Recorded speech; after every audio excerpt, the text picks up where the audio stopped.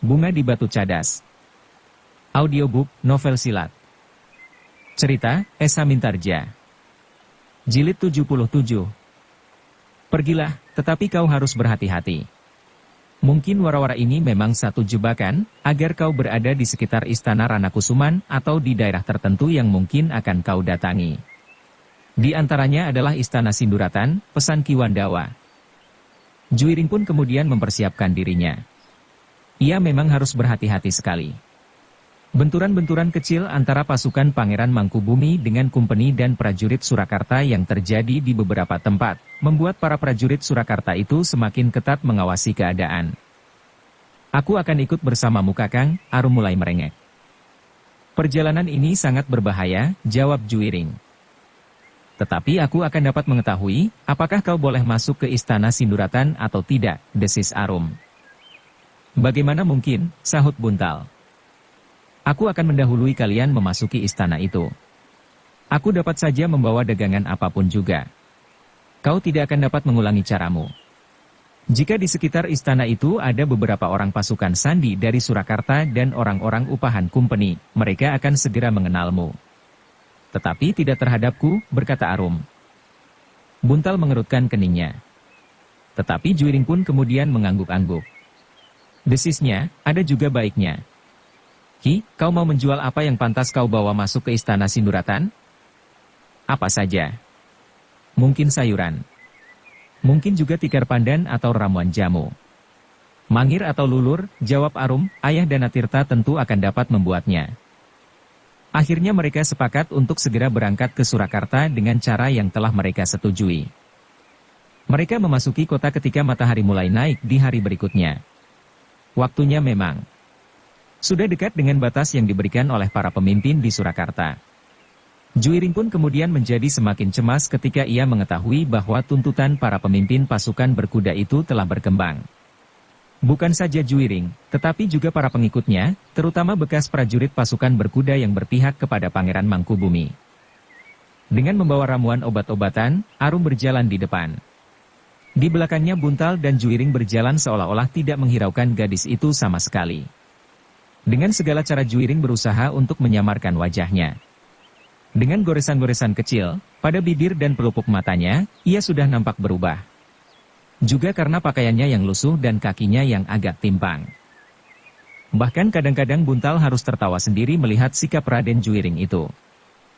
SST, kau tentu menganggap aku pengecut, desis Juiring. Tidak. Sama sekali tidak. Tetapi orang yang demikian itu tentu akan sangat menderita. Tidak akan ada seorang gadis pun yang akan tertarik. Wajah yang kotor, buruk dan cacat, sahut Buntal. Juiring pun tersenyum.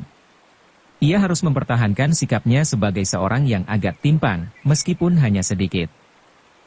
Jika aku harus berjalan dengan cara ini sehari penuh, maka aku akan benar-benar menjadi timpang, desisnya. Untuk menjaga segala kemungkinan, maka Buntal dan Juiring telah berhenti beberapa puluh langkah dari Regol Sinduratan, sementara Arum sambil membawa ramuan obat-obatan yang dibuat dari dedaunan dan jenis akar empon-empon memasuki Regol Sinduratan. Tidak seorang pun yang berminat untuk membeli ramuan obat-obatan itu. Namun Arum sudah melihat, tidak ada kesiagaan khusus di dalam halaman Istana Pangeran Sindurata. Meskipun demikian, Arum masih juga berusaha untuk dapat bertemu dengan Raden Ayu Ranakusuma. Dengan nekat ia berkata kepada pelayan yang menolak untuk membeli itu, Raden Ayu Ranakusuma pernah berpesan kepadaku untuk membawa ramuan obat-obatan untuk sakit pening dan yang penting adalah pesanan Raden Ayu bagi kesehatannya agar nampak awet muda. Mangir dan lulur yang terbuat dari sejenis akar yang khusus. Apakah Raden Ayu pernah memesannya? Bertanya pelayannya. Ya. Aku pernah mendapat pesan itu, jawab Arum. Tetapi ia tidak menduga bahwa pelayan itu bertanya, di mana kau bertemu dengan Raden Ayu? Sejenak Arum kebingungan. Namun kemudian ia menjawab asal saja, di muka regol ini. Pagi-pagi benar. Matahari masih belum terbit. Nampaknya Raden Ayu sedang berjalan-jalan di halaman istana ini. Regol baru dibuka sedikit ketika tiba-tiba saja Raden Ayu itu mendorong pintu regol. Aku pun berhenti dan berjongkok di hadapannya. Pelayan itu termangu-mangu sejenak. Namun kemudian katanya, aku akan menyampaikannya kepada Raden Ayu. Ketika Raden Ayu mendengar keterangan pelayannya itu, dengan serta-merta ia menjawab, ia tentu berbohong. Aku tidak pernah memesan ramuan obat-obatan semacam itu. Katakan, aku tidak memerlukannya. Tetapi ketika pelayan itu pergi, baru Raden Ayu itu sadar, bahwa pada saat semacam itu, maka dengan tergesa-gesa ia pun segera menyusul pelayannya. Arum merasa kecewa sekali mendengar jawaban pelayan itu. Tetapi harapannya telah tumbuh kembali ketika ia melihat seorang putri yang muncul di belakang pelayan itu. Itukah perempuan yang mengatakan bahwa aku telah memesan ramuan obat-obatan, bertanya Raden Ayu Galihwarit. Arum menjadi berdebar-debar. Jika Raden Ayu itu justru marah kepadanya, maka ia akan mengalami kesulitan. Ya Raden Ayu, anak inilah yang mengatakannya, jawab pelayannya. Arum menarik nafas dalam-dalam ketika Raden Ayu itu justru berkata, aku baru ingat. Aku memang pernah memesannya. Pelayan itu termangu-mangu sejenak. Tetapi ketika ia melihat Raden Ayu itu tersenyum, maka ia pun segera beringsut pergi. Demikian pelayan itu pergi. Raden Ayu pun mendekati Arum sambil bertanya, mungkin aku benar-benar lupa, apakah kau memang pernah datang kemari? Arum tidak melepaskan kesempatan itu. Katanya kemudian, ampun putri. Hamba adalah anak dari Jati Aking. Raden Ayu Ranakusuma mengerutkan keningnya. Ia pernah mendengar nama Jati Aking. Karena Raden Ayu itu masih ragu-ragu, maka Arum pun menjelaskan sebelum ada orang lain yang mendekat, hamba adalah utusan Raden Juiring. Oh, Raden Ayu itu mengangguk-angguk, di mana anak itu sekarang hi? Raden Juiring merasa bahwa pengawasan kota menjadi semakin rapat. Apalagi wara-wara terakhir yang mungkin dapat menjebaknya ke dalam perangkap. Karena itu, hamba harus meyakinkan, apakah Raden Juiring dapat menghadap, desis Arum. Tentu. Tidak ada apa-apa di sini. Biarlah ia menghadap, aku memang sudah menunggunya. Ia datang lewat saat yang dijanjikannya, jawab Raden Ayu itu kemudian. Hamba akan memanggilnya, berkata Arum kemudian. Arum pun kemudian bergeser ke regol. Ia melihat Juiring dan Buntal beberapa puluh langkah dari regol itu. Kemudian dengan isyarat gadis itu memberitahukan bahwa mereka dapat memasuki halaman istana. Juiring dan Buntal pun melihat isyarat itu. Karena itu, maka mereka pun segera mendekat.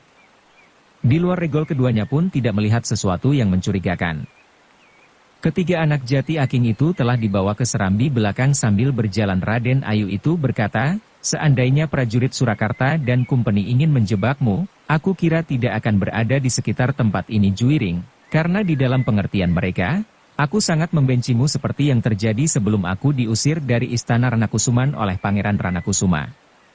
Dan untuk mengelabui mereka, aku pun seolah-olah masih tetap bersikap seperti itu. Terima kasih Ibunda, jawab Raden Juiring, bahwa dengan demikian Ibunda telah berusaha untuk memberikan tempat kepadaku. Marilah. Aku kira kalian aman di sini, desis Raden Ayu itu pula. Sementara itu, demikian mereka sampai di serambi belakang, Juiring telah dikejutkan oleh hadirnya seorang gadis. Dengan serta-merta ia berdesis, di Ajeng Wari. Gadis itu terkejut. Dipandanginya 3 orang dalam pakaian lusuh yang mengikuti ibundanya itu. Namun akhirnya Rarawarih pun mengenalnya juga, bahwa salah seorang dari mereka adalah Raden Juiring. Kakang Mas Juiring, desis gadis itu tertahan. Namun gadis itu pun kemudian berlari memeluknya. Ia tidak dapat menahan tangisnya yang bagaikan meledak. Tiba-tiba saja hatinya telah bergejolak ketika dilihatnya kakandanya. Rasa-rasanya ia ingin meneriakkan segala luka di hatinya. Tentang dirinya sendiri, tentang pengorbanan ibundanya yang membuat hatinya sangat pedih. Dan tentang keadaan keluarganya dalam keseluruhan di masa yang gawat itu. Jangan menangis begitu Warih, bisik Raden Juiring, kita dapat berbicara tentang persoalan-persoalan yang kita hadapi dengan hati yang jernih, justru karena kita harus mengamati segalanya dengan saksama. Raden Ayu Galihwarit pun menepuk bahu anak gadisnya sambil berkata, sudahlah Warih. Seperti aku katakan, kau harus menghadapi segalanya dengan tabah. Warih masih menangis. Tetapi di dalam hatinya ia berkata, aku akan tabah menghadapi persoalan yang sedang aku hadapi. Tetapi rasa-rasanya aku tidak dapat menahan pedih hati ini jika aku menyadari apa yang telah ibunda lakukan. Namun dalam pada itu, perlahan-lahan akhirnya Warih pun dapat menguasai dirinya. Ketika tangisnya mereda, maka mereka pun kemudian duduk di serambi belakang. Yang pertama-tama ditanyakan oleh Juiring, justru kenapa Rarawarih telah berada di Istana Sinduratan. Dengan singkat Raden Ayu Galihwarit menceritakan tentang Rarawarih dan sikap Tumenggung Watang. Rarawarih memang telah dibebaskan dengan rahasia. Dan Raden Ayu itu pun tidak menyembunyikan sikapnya terhadap Juiring. Tetapi bagaimana dengan wara-wara itu? Bertanya Juiring. Apakah jika aku tidak datang menyerahkan diri, di Ajeng Warih akan diambil lagi? Tidak, jawab Raden Ayu, Tumenggung Watang telah mengatakan kepadaku, bahwa Rarawarih pada dasarnya tidak akan terkena noda dari kesalahan yang dianggap telah dilakukan oleh Pangeran Ranakusuma dan kau lakukan bersama para prajurit dari pasukan berkuda di bawah pimpinanmu. Juiring mengangguk-angguk. Ternyata Raden Ayu Galihwarit telah berbuat sesuatu yang justru dapat memperingan perjuangannya. Ia tidak akan dibebani lagi oleh perasaan bersalah terhadap adiknya yang disangkanya masih tetap ditahan dan akan mengalami perlakuan yang tidak menyenangkan seandainya ia tidak menyerahkan diri. Dalam pada itu, Raden Ayu itu pun berkata, Juiring, untuk sementara kau tidak usah memikirkan adikmu. Serahkan ia kepadaku. Aku akan berusaha melindunginya dengan caraku. Lakukan apa yang seharusnya kau lakukan. Perjuanganmu masih panjang di dalam lingkungan pasukan Pangeran Mangkubumi. Terima kasih Ibunda, jawab Juiring. Namun pada suatu saat, tentu keadaan di Ajeng Warih pun akan terancam. Tetapi aku kira untuk sementara aku percayakan keadaannya kepada Ibunda. Pada suatu saat, jika perlu, di Ajeng Warih harus menyingkir keluar kota. Lambat atau cepat, para prajurit Surakarta dan Kumpeni akan mencium juga permainan ini. Aku mengerti Juiring, jawab Raden Ayu, jika saatnya tiba, terserahlah. Mana yang lebih baik menurut pertimbanganmu? Baiklah Ibunda, berkata Raden Juiring kemudian, ternyata keadaan di Ajeng Warih lebih baik dari yang aku duga. Dengan demikian maka aku akan sempat melakukan pesan ayahanda di saat terakhir di medan pertempuran itu. Apa pesan ayahandamu? Bertanya Raden Ayu. Ayahanda gugur sampiu dengan Tumenggung Sindura yang berpasangan dengan Pangeran Yudakusumo. Pada tangan ayahanda terdapat segores luka bekas sentuhan senjata Tumenggung Sindura yang luar biasa. Nampaknya peluru dan senjata-senjata yang lain tidak diperhatikan oleh ayahanda. Namun goresan senjata Tumenggung Sindura telah mengantarkan ayahanda ke dalam lingkungan maut, jawab Juiring. Lalu, namun ayahanda masih sempat berpesan, agar senjata Tumenggung Sindura yang sempat merenggut jiwa ayahanda itu disingkirkan saja jauh-jauh agar tidak dimiliki oleh siapapun, terutama mereka yang mempunyai maksud kurang baik. Raden Ayu Galihwarit mengangguk-angguk. Katanya, baiklah Juiring. Lakukan pesan ayahandamu. Mudah-mudahan, apa yang akan dapat aku lakukan pun tidak terbatas pada perlindungan terhadap Rarawarih. Jika kau mendengar sesuatu yang penting, kau dapat datang kepadaku. Mudah-mudahan aku dapat membantumu. Raden Juiring itu pun kemudian minta diri bersama kedua saudara angkatnya. Namun rasa-rasanya kakinya menjadi berat ketika ia melihat Rarawarih menitikkan air matanya pula. Betapa berat hati Rarawarih menghadapi kenyataan-kenyataan tentang dirinya dan tentang ibundanya. Namun ia tidak dapat mengatakannya kepada siapapun juga. Jangan kau tangisi kakandamu, berkata ibundanya, lepaskan ia sebagaimana kau melepaskan saudaramu itu maju ke medan perang. Rarawarih mengangguk. Tetapi hatinya menjerit, aku tidak menangisi Kakang Mas Juiring. Tetapi aku menangisi kenyataan yang dengan kejam telah menerpa lahir dan batinku. Sejenak kemudian maka Raden Juiring dan kedua saudara angkatnya itu pun meninggalkan serambi belakang. Arum tertegun sejenak, ketika Rarawarih memeluknya sambil berbisik, kenanglah aku. Aku ingin berada di antara kalian. Arum hanya mengangguk kecil. Tetapi ia pun seorang gadis. Sehingga ketika terasa titik air mata Rarawarih di pundaknya, matanya pun terasa menjadi panas. Dalam pada itu, maka seperti ketika memasuki istana itu, Arumlah yang berjalan lebih dahulu. Baru kemudian Buntal dan Juiring mengikuti setelah Arum meninggalkan regol istana itu beberapa puluh langkah. Ketiga anak-anak muda itu pun telah tiba dengan selamat di pondokan mereka di antara pasukan Pangeran Mangkubumi. Setelah mereka menyampaikan laporan kepada Kiai Danatirta, maka mereka pun langsung menghadap Ki Wandawa. Apakah kau yakin bahwa Raden Ayu Ranakusuma itu tidak sekedar menenangkan hatimu? Bertanya Ki Wandawa.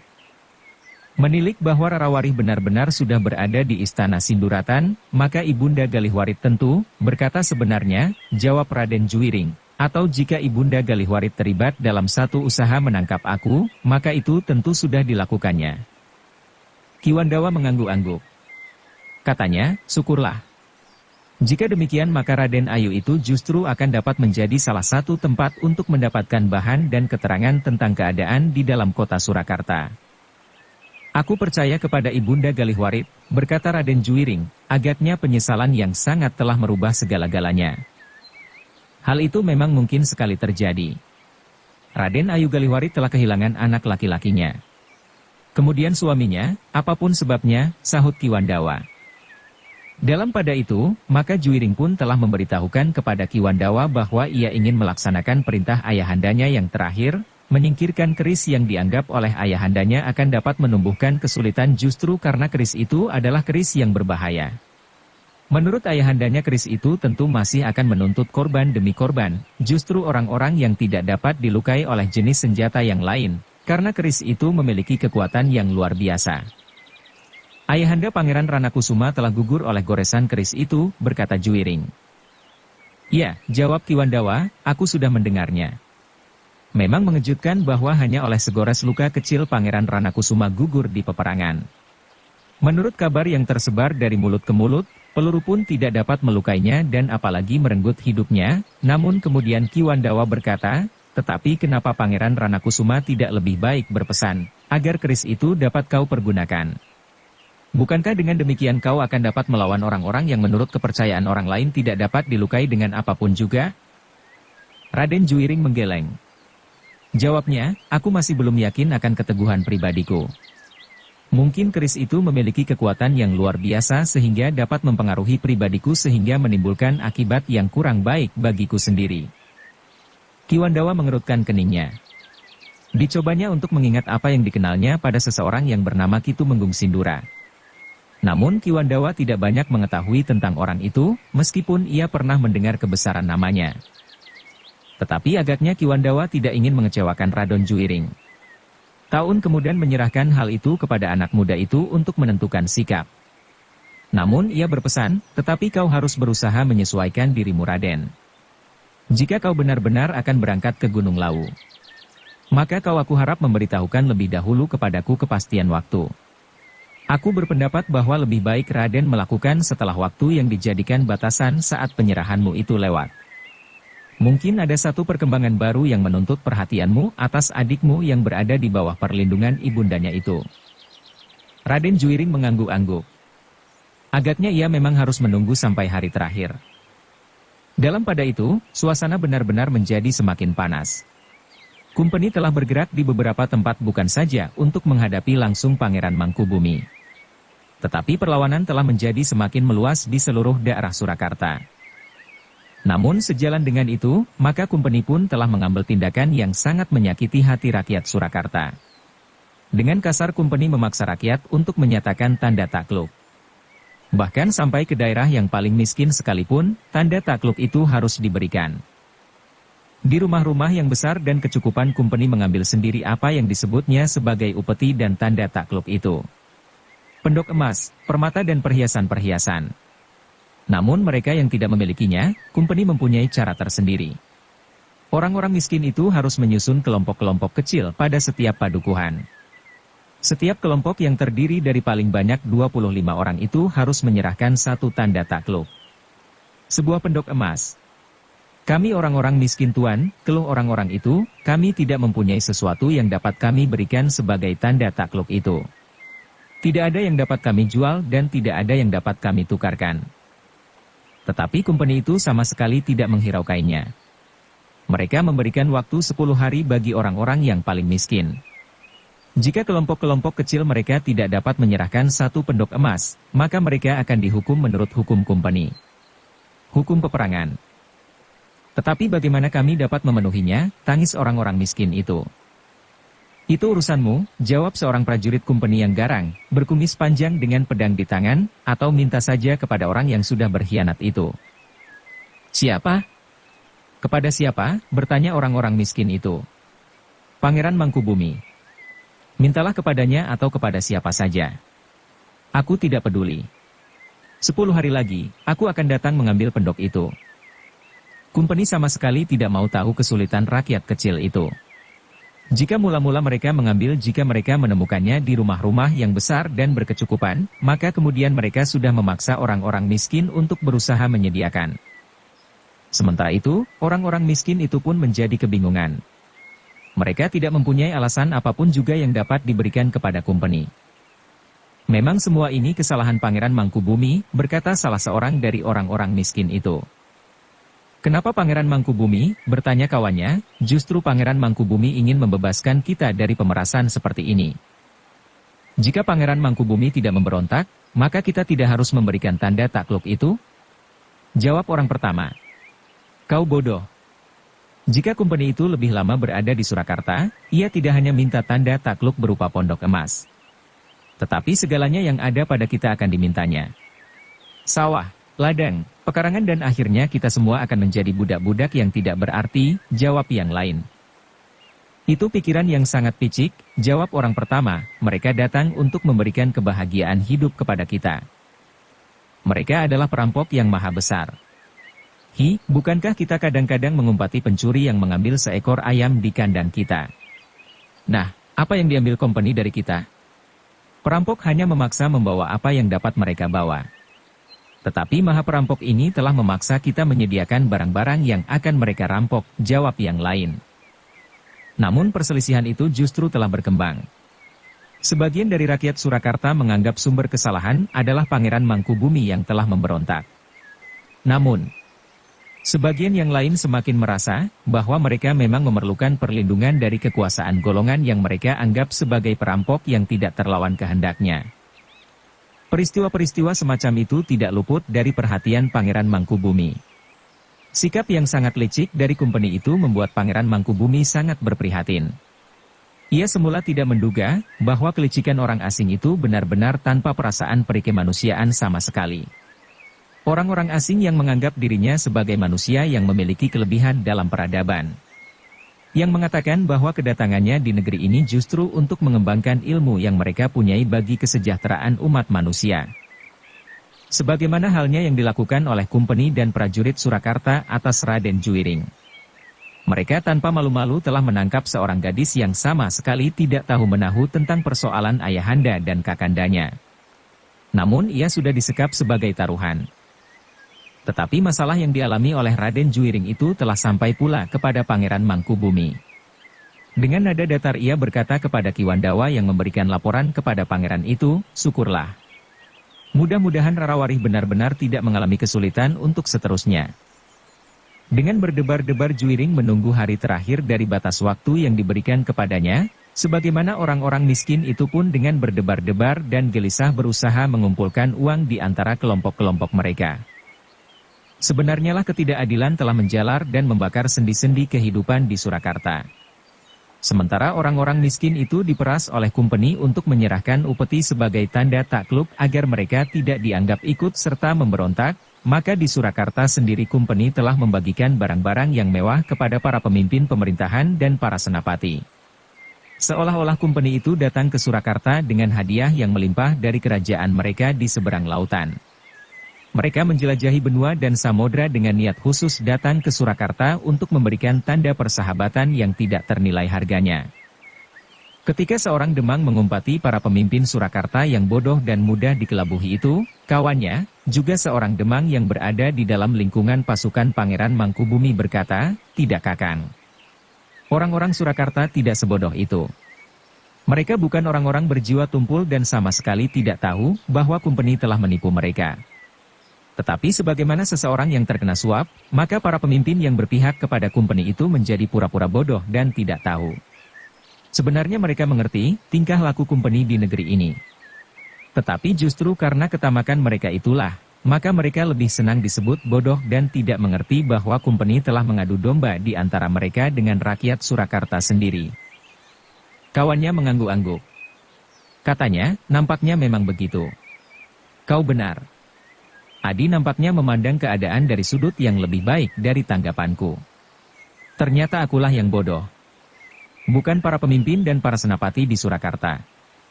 Dalam pada itu, maka hari kelima sebagaimana merupakan batasan bagi Juiring telah lampau. Dengan hati yang gelisah Juiring menunggu apakah ada sesuatu yang terjadi atas Rarawari. Bagaimanapun juga jantungnya menjadi berdebar-debar ketika ia mendengar wara-wara bahwa pimpinan pasukan berkuda di Surakarta dan Kumpeni telah melaksanakan dengan tegas sebagaimana diumumkan sebelumnya terhadap Rarawari. Namun demikian, masih terbuka kesempatan bagi Raden Juiring dan para pengikutnya, para prajurit pasukan berkuda yang menyeberang, untuk datang menyerahkan diri. Sehingga masih ada kemungkinan untuk memberikan hukuman yang telah dijatuhkan atas Rarawari.